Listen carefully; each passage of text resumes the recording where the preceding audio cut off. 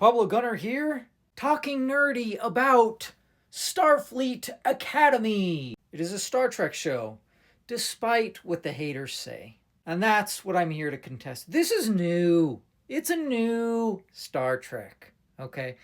I want to say it's during Discovery's run at some point. They even mentioned Discovery. They're like, oh, Discovery can come help us. First episode, really intense, really crazy.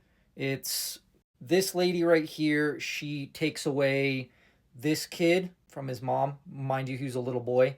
And then Paul Giamatti, such a great villain. Oh my God, Giamatti's so good. Like, Giamatti's such a phenomenal actor. Like, he just brings it. And it was so good. Well, it's his arch nemesis now, but he's like, yeah, you're going to hate me forever. And that's going to keep you going. She makes this call to remove this kid from her mom because she was involved in this theft that she did with the Giamatti's character. It was really just to provide food and stuff. But they're like, against the law, we're separating you, putting you in a camp, and you can get visitation. But he disappears. I love it when art is doing this thing.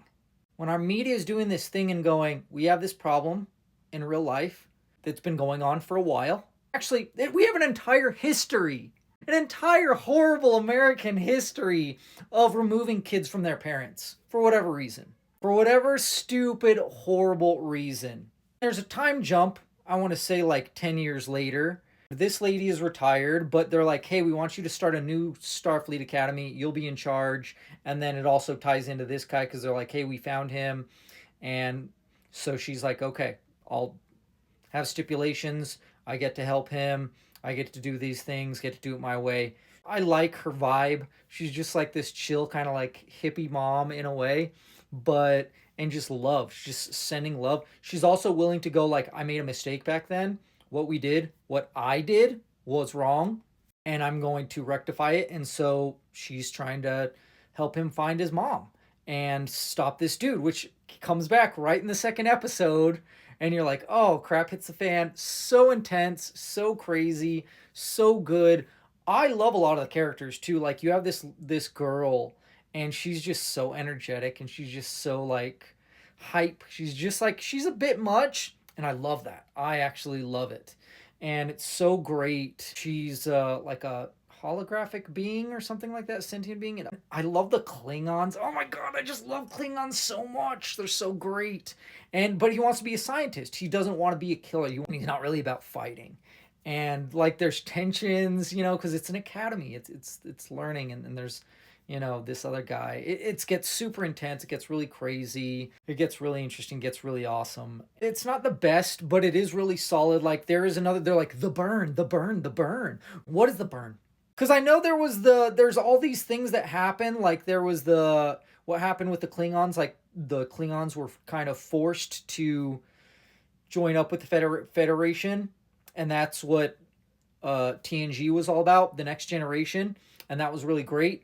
And so the burn, I think, is something that happened during the Discovery run, I think, but I'm not sure. And so there's also these people that this girl is from, this planet, where they're like, they've blocked themselves off and now they want to be part of it again.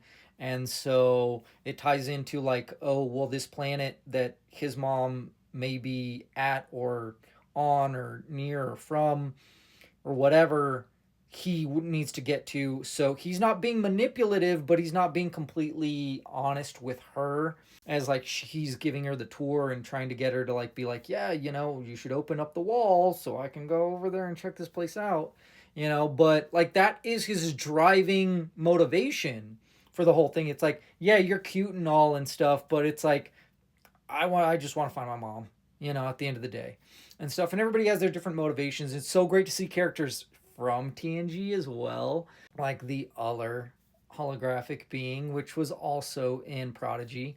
No, that was Voyager. That actually was Voyager. He's from Voyager. I like it. There's a few episodes out now. They did like a 2-episode premiere, and I kind of don't like that because I go like, oh, you didn't have faith in your first episode. Which, to be honest, like the first episode was a lot of action, is just like build, and then the second one was more like, okay, this is what we're doing, and this is where it's going. So I understand why they did it. I still feel like it should have been fine on its own, but it works. It's fine. It was good. I like it. I don't really understand the hate unless you hate. And that's the thing is this, you, when you go, what is the original Star Trek about? And it's always been about diversity and love over hate and just all that. And oh, they have sign language. They were doing this part where they're showing sign language. I love that because I just always love that inclusion. I was really impressed with a lot of this. I feel like some parts were so smart it was over my head, and I don't think that I'm the smartest person, but I'm not a dummy. So it made me feel a little dumb, and I kind of like it when things make me feel dumb because then I feel like I have to learn more. It's multi-layered. There's a lot of tiers there, and I really dig it. I think this show is has a lot of potential. I think it's brilliant, and I really like it a lot. It's really good. There's a lot of the characters are so great and so interesting and just so charismatic and wonderful and intriguing to me. So I think that everyone, whether you're into Star Trek or not, especially if you're not really into Star Trek, but I do feel like it makes you feel like you should have watched Discovery a little bit or know a little bit about, but I think we'll learn as we go. So it's not perfect, but it definitely has potential, and therefore I will say that it is absolutely and definitely worth checking out. And now, if you're a Trekkie, it's a must see. Make sure you give us a like, a comment, a subscribe, hit the notification dingy. Check out our merch like this, on sale with free shipping at TNTM the store. Right now I got a couple Trek things. There's Live Long and Prosper, just like this, and then there's this one, which is I have been and always shall be your friend. Now, I think it's just a beautiful message. I actually wore this to ABQ Comic Con, and a few people digged it, and they're like, dude, love the shirt. And I was with my kids, otherwise I would have flipped out the card and be like, hey, check it out, go buy it. On sale with free shipping now. And 5% of any profit we make goes to a charity, which I haven't selected because why should I if no one's buying anything?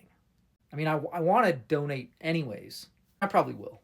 There's plenty of other things, so even if you're not into Star Trek, there's Marvel stuff on there, but these are wonderful, comfortable, and they're cheap. Like, that's the thing is I've tested out different shirts, different merch, different stuff, and this is top quality.